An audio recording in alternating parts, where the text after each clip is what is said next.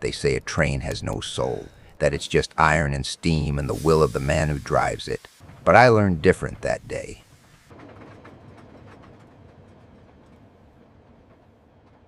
Under the white sun of the Nevada flats, with dust rising like ghosts behind my wheels, a train that stops dies. A driver who stops becomes a name on a wooden cross.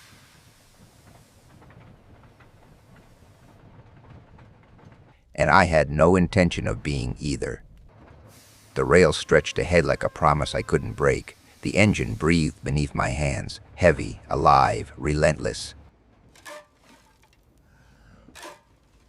I didn't know then that by the end of the day, I wouldn't be able to tell where I ended and the machine began.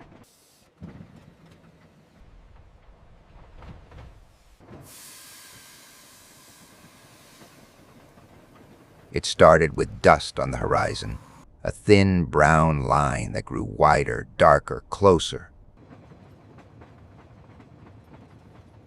I squinted through the window, my hands steady on the throttle. Then I saw them, riders, 8 of them, maybe 10. Hard to count through the shimmer of heat and distance. They were moving parallel to the tracks, their horses kicking up plumes of sand that hung in the still air like smoke. I didn't slow down. The cargo behind me was gold, ore from the Sierra mines worth more than my life 100 times over. But that wasn't why I wouldn't stop. It was simpler than that.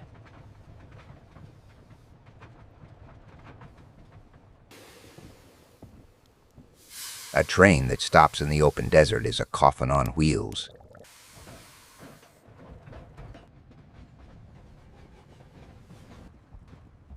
They came closer. I could see the rifles now slung across their backs, bandanas covering their faces, hats pulled low. One of them raised an arm.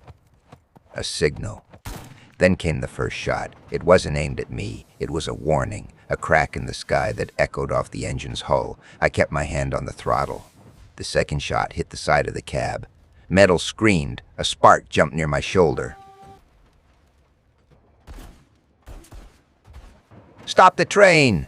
The voice came from somewhere outside, carried on the wind and the rhythm of hooves. I didn't answer.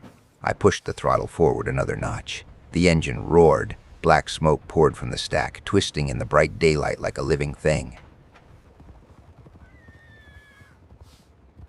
They weren't giving up. 3 riders broke formation and spurred their horses faster, racing ahead of the train.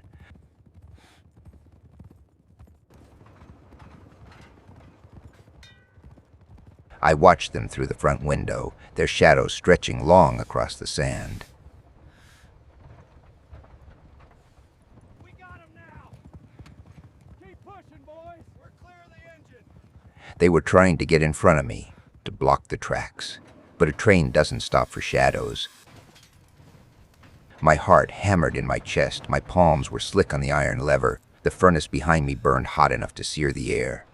Sweat dripped down my back, soaking through my shirt. But I didn't let go.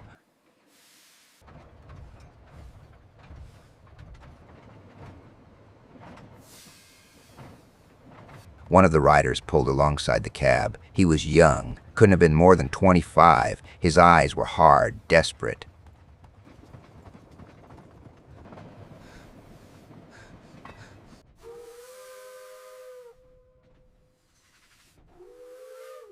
He shouted something I couldn't hear over the roar of the engine. Then he reached for the ladder on the side of the train. His fingers caught the rung. He pulled himself up, his horse falling away behind him. I saw his boots hit the metal platform just outside the door. My hand moved to the coal shovel leaning against the furnace, but before I could reach it, the door slammed open.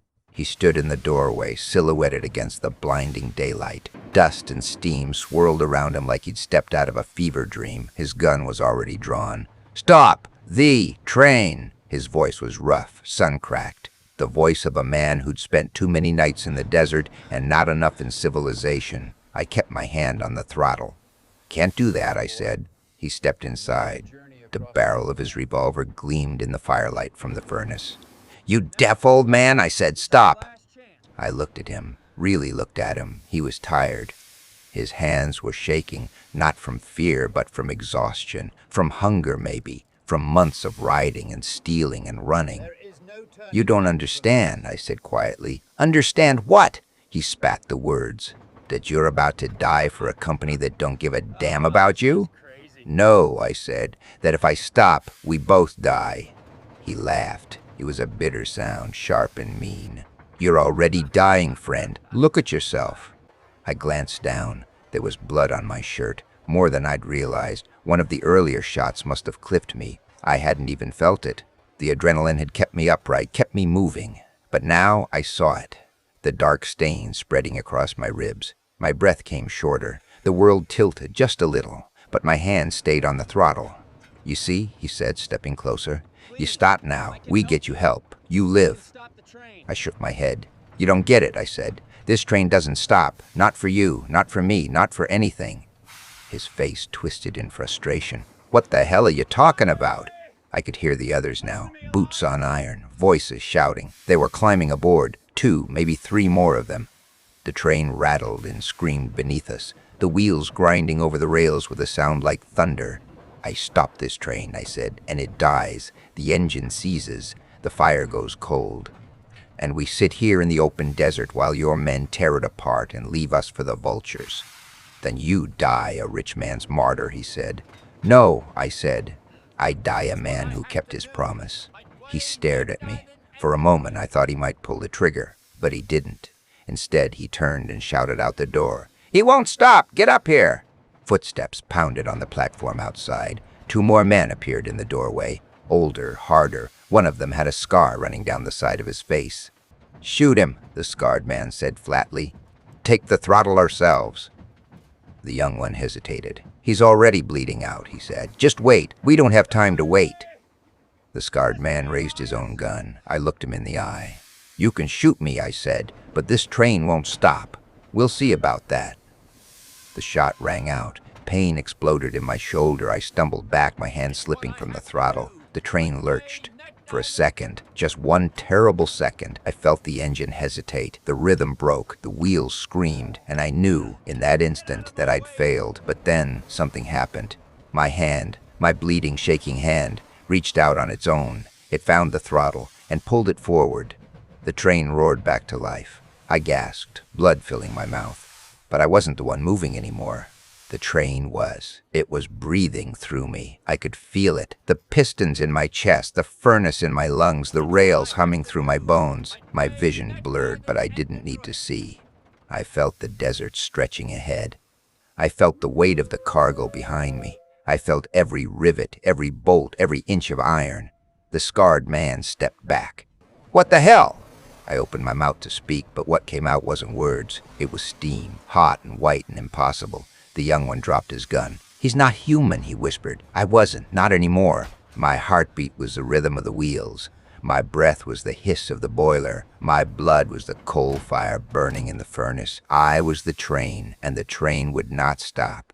The scarred man lunged forward, trying to grab the throttle himself, but when his hand touched the lever, it burned. He screamed and pulled back, his palm blistered and smoking. "Get off!" the young one shouted. "Get off now!"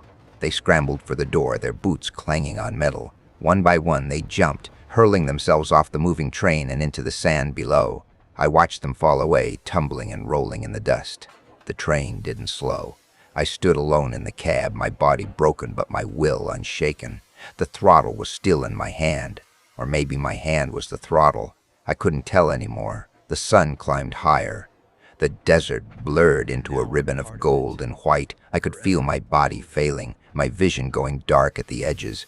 But I could also feel something else. Voices, not outside the train, inside it. Whispers in the hiss of the steam. Echoes in the clang of the wheels. "You're not the first."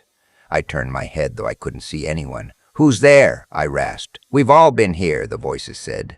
Every driver who refused, every man who chose the rails over life. I understood then. This wasn't just a train. It was a monument, a cathedral of will and iron and refusal. Every driver who'd ever pushed forward when the world told him to stop. They were here, in the engine, in the wheels, in the fire. "You're one of us now," they said. "The train remembers." My knees buckled. I collapsed against the furnace, the heat searing my back. But I didn't let go of the throttle. "Let it carry you," the voices whispered. "You've done enough." And I did. I let the train take me. My hand stayed on the lever, but it wasn't me holding it anymore. It was them, all of them, every ghost who'd ever refused to stop. The train crossed into the next town 3 hours later. The station master found me slumped in the cab, my hand still gripping the throttle. My eyes were open, but I wasn't breathing. The engine was still running. Hot, perfect, unstoppable. They said it was a miracle the train made it, that it should have crashed, derailed, died in the desert. But I know different. The train didn't need me to drive it. It just needed me to refuse to stop it. And now I'm part of it. Forever moving, forever forward. Because in the end, I didn't die refusing to stop. I stopped being the one who could.